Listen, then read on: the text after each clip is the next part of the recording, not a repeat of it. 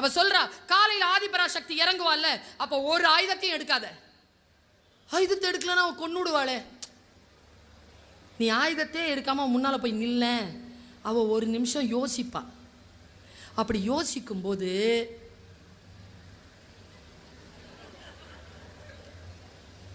அவளை எதிர்த்து நிந்தனை சொற்கள், அப்படின்னா கெட்ட வார்த்தைகள் பேசு.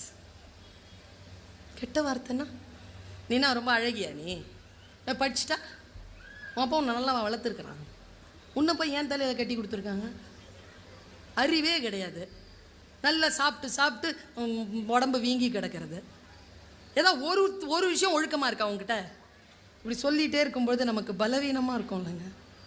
ஏன்னா கெட்ட வார்த்தைகளை அப்பன் வீட்டில் கேட்டு பழக்கப்படாதவர்கள் சொற்களால் நிலை குலைந்து போவார்கள். இதுதான் சைக்காலஜி.